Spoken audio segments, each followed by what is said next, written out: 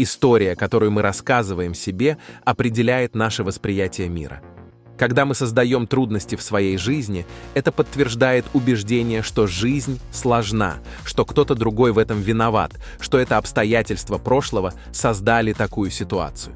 Хорошо, давайте уберем человека, который это сделал, давайте отправим его на Луну, давайте сотрем ваше прошлое. И что теперь? Что вы сделаете? Вы все еще должны что-то делать, верно? Вы все еще живы, и я говорю, что мы уже знаем, как это сделать. В нас заложено быть творцами. Мы созданы для этого. То, что мешает нам в большинстве случаев, это гормоны стресса, потому что жизнь в постоянном стрессе – это жизнь в режиме выживания, а жизнь в режиме выживания – это жизнь в чрезвычайной ситуации. В чрезвычайной ситуации нет времени для творчества, нет времени открыть свое сердце, нет времени учиться, даже нет времени сидеть спокойно. Большинство людей, живущих в стрессе и режиме выживания, не могут верить в будущее, потому что для них это не время для творчества. Однако доведение людей до момента, когда они принимают решение, чтобы с уверенностью начать думать, должен быть лучший способ, должно быть что-то другое. Это начало пробуждения.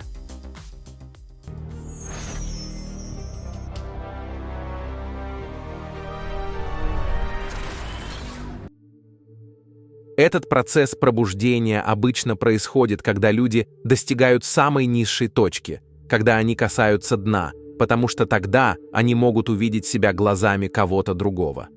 Вы чувствуете себя таким измененным, что не хотите отвечать на сообщения, не хотите идти на ужин с друзьями, не хотите смотреть свое любимое телешоу, вы просто отключены.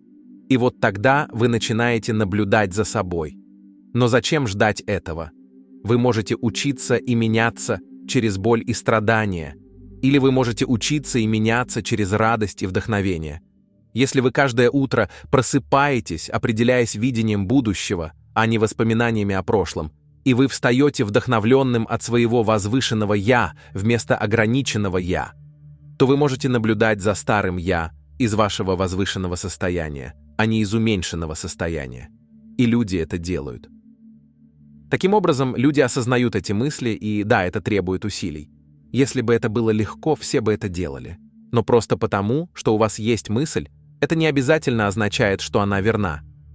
Когда вы начинаете рассматривать и наблюдать эти мысли, я думаю, что вы похожи на Гэндальфа, потому что Гэндальф тоже говорил «ты не пройдешь», когда он имел в виду, что это связано с серьезностью в том, как мы принимаем решения и судим о вещах. Это вид энергии или намерения, который начинает создавать самые значительные изменения в квантовом аспекте нашей жизни. Преодоление нашего тела, нашей среды и времени непросто, но оно того стоит, потому что, как только мы отключаемся от трехмерной реальности, мы входим в совершенно другую реальность, называемую квантовой, миром бесконечных возможностей. Описание этой реальности довольно сложно, потому что она отличается от всего, с чем мы знакомы в физической вселенной. Правила ньютоновской физики, способ мышления, к которому мы привыкли, просто неприменимы к квантовой физике или объединенному полю.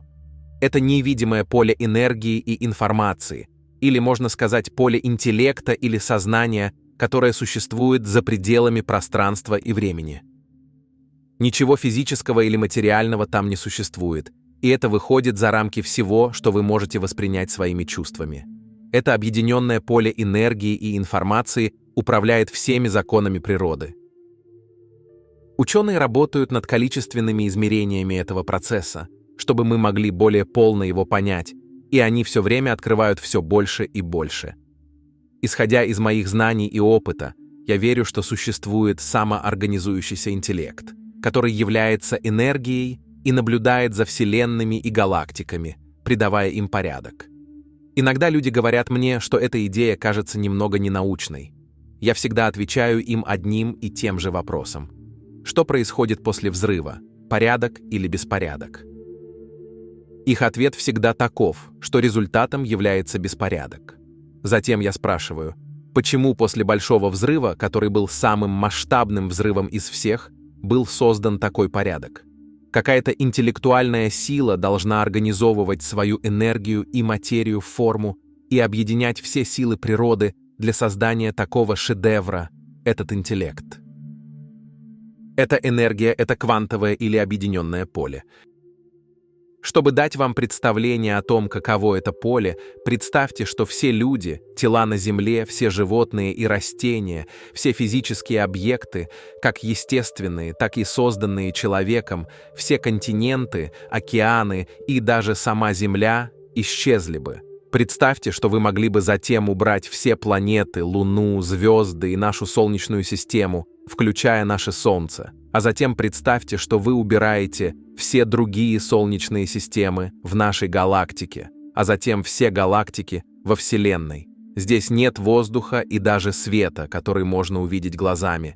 Здесь просто абсолютная тьма, пустота, нулевое поле. Важно помнить об этом, потому что когда вы, как сознание в настоящий момент, раскрываетесь в объединенное поле, вы окажетесь в бесконечном черном пространстве, лишенном чего-либо физического. Теперь представьте, что здесь вы не только ничего не видите, но и потому, что вы входите в этот мир без физического тела. У вас также нет зрения, чтобы видеть, нет способности слышать, чувствовать запах или вкус. Здесь у вас нет никаких чувств вообще.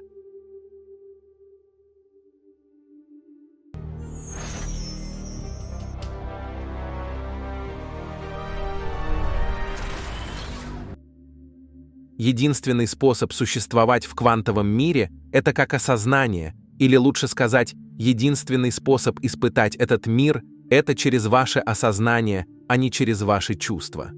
Поскольку сознание – это осознание, и осознание – это обращение внимания и замечания, то когда вы выходите за пределы мира чувств и обращаете внимание на энергию квантового поля, ваше сознание соединяется с более высокими уровнями частот и информации.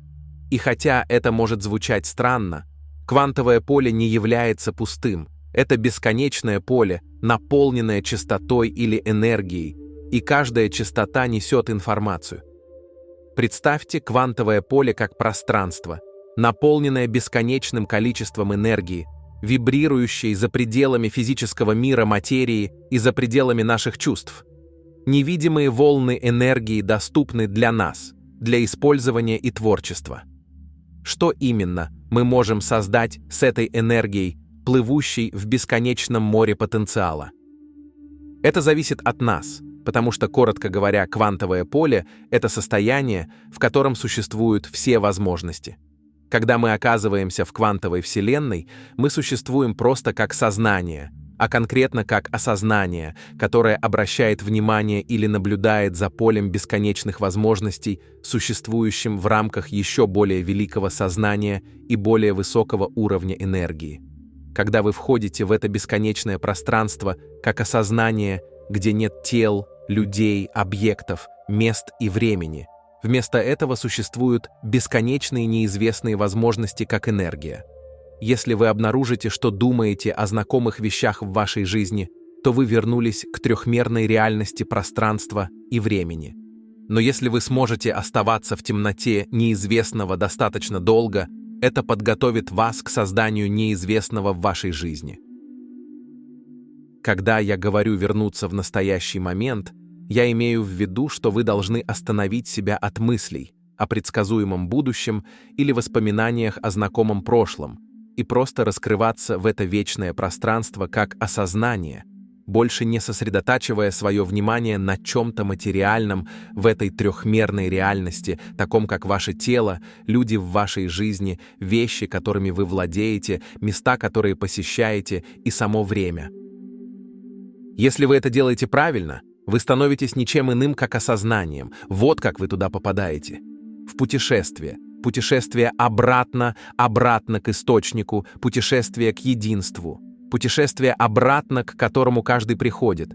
Вы можете быть кем угодно в 3 измерениях. Вы можете быть любым персонажем в виртуальных реальностях, в симуляции, которую мы испытываем. Но если каждый день вы живете теми же эмоциями или не можете встать с постели, потому что можете предсказать чувство всего, что произойдет в вашей жизни, то ничего не изменится, пока не изменитесь вы сами.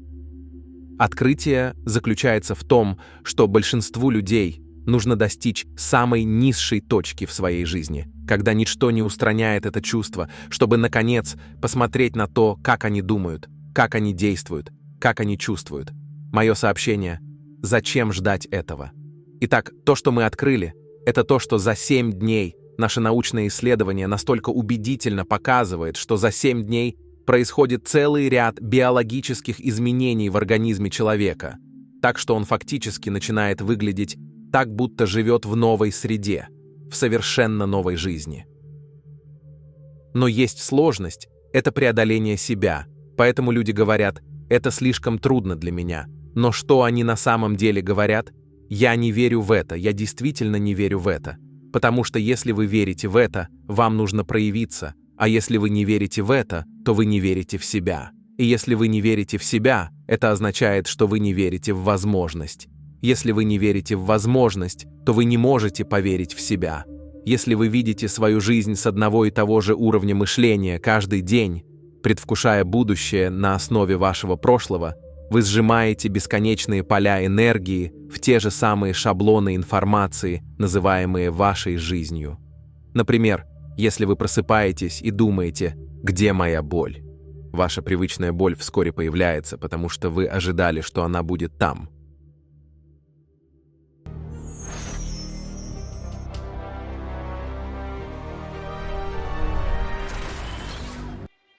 Представьте, что произойдет вместо этого, если вы способны отвлечь свое внимание от физического мира и окружающей среды.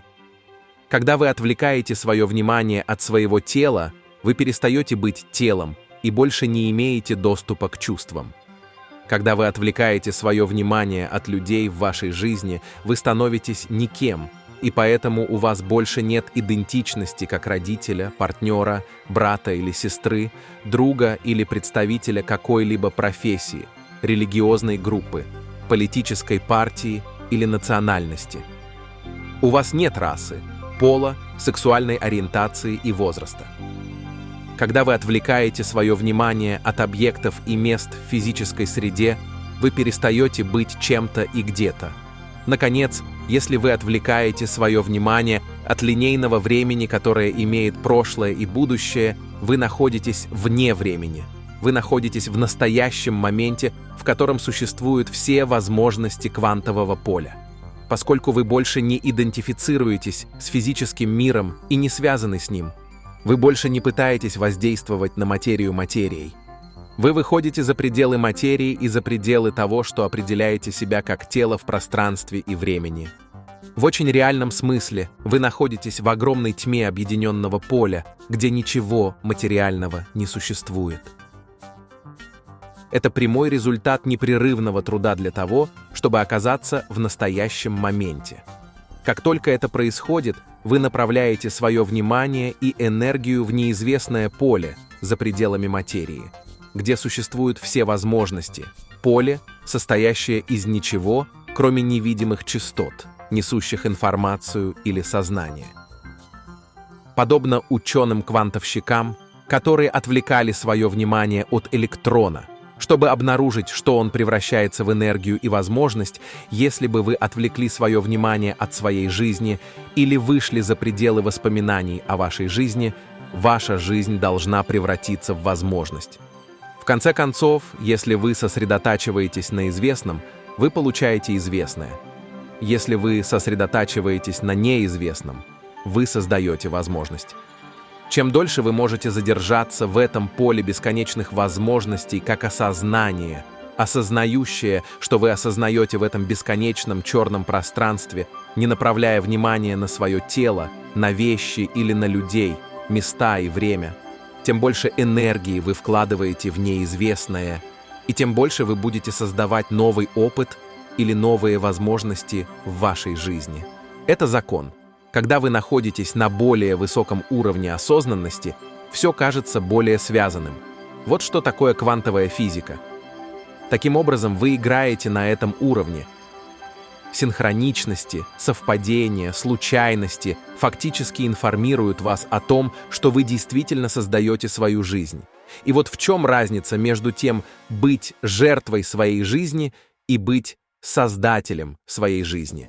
Потому что, когда окружающая среда контролирует то, как мы чувствуем и что мы думаем, какое-то лицо, обстоятельства, условия, что это на самом деле означает?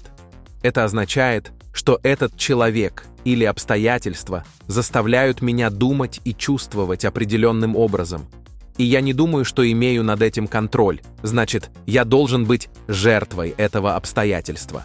Понимаете? И это программа. Так я понял в своем собственном пути, что если я не изменю свою реакцию на вещи в своей жизни, я никогда не изменю ее. Так что дело даже не в том, как вы реагируете, вопрос действительно в том, насколько долго. Когда вы осознаете, что ваша окружающая среда контролирует то, как вы думаете и чувствуете, и ваша реакция меняется, будьте бдительны, потому что теперь вы уже не принадлежите прошлому, вы фактически принадлежите будущему. Мы отлично знаем о достижениях в согласованности сердца и мозга и как это сделать. Мы просим людей сосредоточиться не на материальном мире, не на всем известном, а переключить внимание со сходящегося фокуса на разнонаправленный фокус. У нас есть данные, подтверждающие, что если вы продолжаете уделять внимание ничему, пустоте, мозг таким путем становится очень организованным. Это согласованность мозга и согласованность сердца. Вы синхронизируете свою энергию с тем, что вы хотите, и вам нужно поддерживать это состояние. У нас были случаи, когда люди излечились от болезни Паркинсона, рака бокового амиотрофического склероза, буквально перешли в ремиссию состояния, но, получив плохие новости, и за час езды в больницу все их симптомы вернулись после полного излечения на протяжении 2 лет. Вот насколько сильны эти эмоции. Поэтому я хочу, чтобы люди испытали те моменты, когда им приходится буквально выбирать. Потому что я считаю, что именно в самые трудные моменты это имеет наибольшее значение.